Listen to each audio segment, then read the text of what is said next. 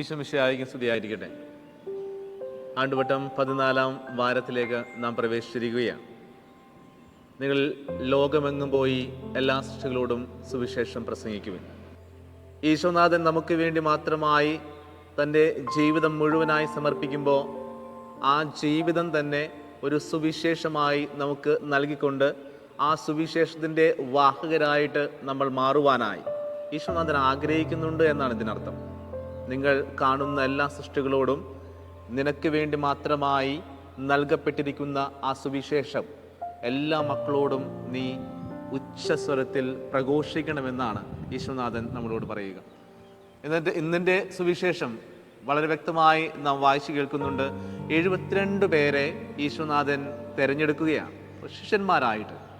ഈ 72 പേരെ തിരഞ്ഞെടുത്ത് 2 പേരെ വീതം ഈശോനാഥൻ പോകാനിരുന്ന എല്ലാ സ്ഥലങ്ങളിലേക്കും അവൻ അഴക്കുകയാണ്, അവൻ്റെ സുവിശേഷം പ്രഘോഷിക്കുവാനായിട്ടാണ്.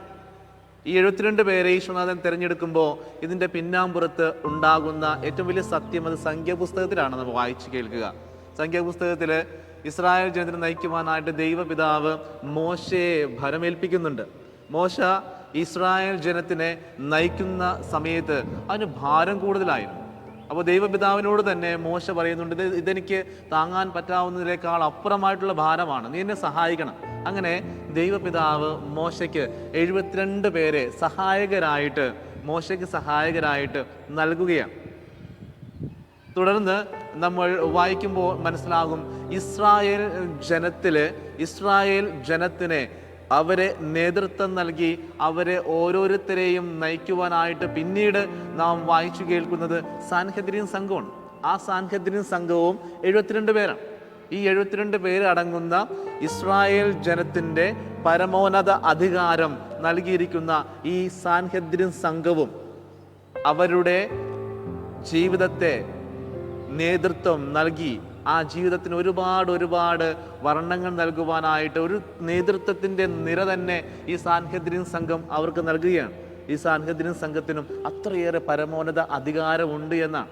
അവരും 72 പേരായതുകൊണ്ട് ഈ ഒരു പാരമ്പര്യം നിലകൊള്ളുന്ന സമയത്ത് ഈശോനാഥൻ 72 പേരെ, ഈ സംഖ്യയെ അവൻ പിന്നീടും നമുക്ക് വേണ്ടി എടുക്കുകയാണ്, നമുക്ക് വേണ്ടി മാത്രമായി ചിത്രീകരിക്കുന്നുണ്ട്. 72 പേരെ ഈശോനാഥൻ പലയിടങ്ങളിലേക്കായിട്ട് അവൻ്റെ സുവിശേഷം പേറി കൊണ്ടുപോകുവാനായിട്ട് ഈശോനാഥൻ അവരെ ഒരുക്കുകയാണ്. പ്രിയമുള്ള മാതാപിതാക്കന്മാരെ, സഹോദരന്മാരെ, തൻ്റെ സുവിശേഷം എല്ലാ ജനങ്ങളിലേക്കും ഈ ലോകത്തിൻ്റെ എല്ലാ വിധത്തിലുള്ള മുക്കിൽ മൂലയിലേക്കും എത്തിച്ചേരണമെന്നുള്ള ബോധ്യം ഈശോനാഥന് ഉള്ളത് കൊണ്ടാണ് ഈ 72 പേരെ ഈശോനാഥൻ തിരഞ്ഞെടുത്തത്. ഈ 72 പേർക്കും പ്രത്യേകമായിട്ടുള്ള അധികാരവുമുണ്ട്. ഇസ്രായേൽ ജനത്തിനെ നയിക്കുവാനായി ഈ സാൻഹെദ്രിൻ സംഘം ഉണ്ടെങ്കിൽ മോശയെ സഹായിക്കുവാനായി ദൈവപിതാവ് ഈ എല്ലാ 72 പേരെയും തിരഞ്ഞെടുത്തിട്ടുണ്ടെങ്കിൽ അത്രയേറെ ശക്തിയും കൃപയും ഈ 72 പേർക്കുണ്ട്. അതുകൊണ്ട് തന്നെ ഈ ഒരു സംഖ്യ ഈശോനാഥൻ തിരഞ്ഞെടുത്തുകൊണ്ട് തൻ്റെ ശിഷ്യന്മാരായി പരിഗണിച്ചുകൊണ്ട് അവൻ്റെ സുവിശേഷവും അവൻ്റെ എല്ലാ അധികാരവും അവൻ്റെ എല്ലാ കൃപകളും അനുഗ്രഹങ്ങളും ഇവർക്ക് നൽകിയിട്ടാണ് എല്ലാ ജനങ്ങളിലേക്കും എത്തിക്കുവാനായി ഇവരെ നയിക്കുക. പ്രിയമുള്ള മാതാപിതാക്കന്മാരെ, ഈ 72 പേരും ഇതിൽ ഉൾപ്പെട്ടതാണ് നമ്മൾ ഓരോരുത്തരും. ഈശോനാഥൻ്റെ വചനം പേര് ജീവിക്കുവാനായി ഈശോനാഥൻ എന്തെല്ലാം തൻ്റെ ജീവിതത്തിൽ ഉൾക്കൊള്ളിച്ചിട്ടുണ്ട് അത് പല രീതിയിലാണ്. അവൻ്റെ ചില വാക്കുകളായിരിക്കാം, പ്രവർത്തികളായിരിക്കാം. സുവിശേഷത്തിലൂടെ കടന്നു പോകുമ്പോൾ അവൻ്റെ വാക്കിന് ഏറ്റവും വലിയൊരു ശക്തിയുണ്ട്, അവൻ്റെ ഒരു പ്രവൃത്തിക്ക് ഏറ്റവും വലിയ ശക്തിയുണ്ട്. സുവിശേഷത്തിൽ ഏറ്റവും കൂടുതൽ അടയാളങ്ങളും അത്ഭുതങ്ങളും അവൻ നിർവഹിച്ചിട്ടുള്ളത് അവൻ്റെ ഈ വചനം കൊണ്ടാണ്. അവൻ്റെ ഈ വചനം കൊണ്ടാണ് ഏറ്റവും കൂടുതലായിട്ടുള്ള കൃപ മറ്റുള്ളവർക്ക് വേണ്ടി ചൊരിഞ്ഞു കൊടുത്തത് എന്ന് നാം വായിച്ചു കേൾക്കുന്നുണ്ട്, അത് നമ്മൾ മനസ്സിലാക്കുന്നുമുണ്ട്.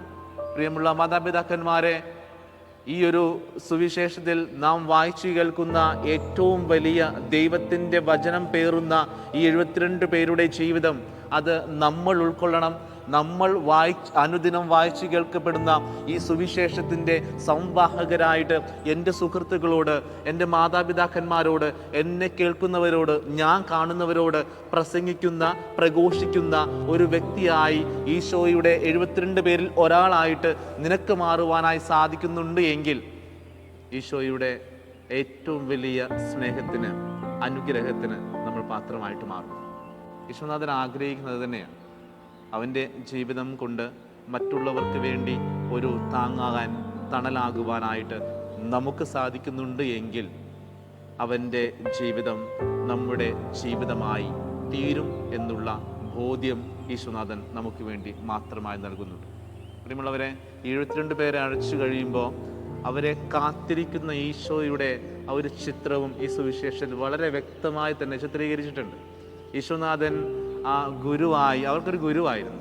ഇവരെല്ലാവരും തിരികെ വന്ന് അവർക്ക് സംഭവിച്ചതെല്ലാം പറയുന്നുണ്ട്. യേശുവേ, നിൻ്റെ നാമത്തിൽ ഞങ്ങൾ ഒരുപാട് പ്രാർത്ഥിച്ചു, നിൻ്റെ നാമത്തിൽ ഞങ്ങൾ ഒരുപാട് സംസാരിച്ചു, അതിൻ്റെ പേരിലെല്ലാം തന്നെ ഒരുപാട് അടയാളങ്ങൾ ഞങ്ങൾ കണ്ടു, ഒരുപാട് അനുഗ്രഹങ്ങൾ ഞങ്ങളുടെ കൺമുൻപിൽ കാണുകയാണ്. ഈ അനുഗ്രഹങ്ങളും അടയാളങ്ങളും പ്രിയമുള്ളവരെ നമ്മുടെ ജീവിതത്തിൽ നടക്കുമെന്നേ. നമ്മുടെ ജീവിതത്തിലും ഉറപ്പായിട്ടും 100% കവിഞ്ഞ് നമ്മുടെ ജീവിതത്തിലും നടക്കുമെന്നുള്ള ബോധ്യം നമുക്ക് ലഭിക്കുന്നത് അവൻ്റെ വചനം പേറി എൻ്റെ സഹോദരനോട് സംസാരിക്കുമ്പോൾ, പ്രഘോഷിക്കുമ്പോഴാണ്. ദൈവവചന പ്രഘോഷകരായിട്ട് നമ്മൾ ഓരോരുത്തരും മാറുമ്പോഴാണ്. അത് നമ്മുടെ കുടുംബത്തിൽ സംഭവിക്കണം, നമ്മുടെ ഓരോരുത്തരുടെയും വ്യക്തിപരമായ ബന്ധങ്ങളിലും സംഭവിക്കണം. എൻ്റെ സുഹൃത്തിനോട് ഞാൻ സംസാരിക്കുമ്പോൾ എൻ്റെ ദൈവത്തിൻ്റെ വചനം എൻ്റെ സുഹൃത്തിൻ്റെ മനസ്സിലേക്ക് കോരിയിടുവാനായി എനിക്ക് സാധിക്കുന്നുണ്ട് എങ്കിൽ അവൻ്റെ മനസ്സ് ഒരു പുണ്യപ്പെട്ട മനസ്സായിട്ട് മാറുമെന്നുള്ള സത്യം അത് നമ്മളെല്ലാവരും വിശ്വസിക്കണമെന്ന്. ആ ഒരു വിശ്വാസത്തിൽ ജീവിക്കുവാൻ, ആ ദൈവ വചനത്തിൽ അധിഷ്ഠിതമായി ജീവിക്കുവാൻ, അവൻ്റെ ദൈവവചനം പേറുന്ന സംവാഹകരായി, സുവിശേഷത്തിൻ്റെ സംവാഹകരായി മാറുവാനായി നമ്മളെ തമ്പുരാൻ അനുഗ്രഹിക്കട്ടെ എന്ന് നമുക്ക് പ്രാർത്ഥിക്കാം. ദൈവവചനത്തിൻ്റെ ശക്തിയാൽ, ദൈവവചനത്തിൻ്റെ കൃപയാൽ നിങ്ങളെയും നിങ്ങളുടെ കുടുംബത്തെയും സമൃദ്ധമായി ഈശോനാഥൻ അനുഗ്രഹിക്കട്ടെ. ആമേൻ.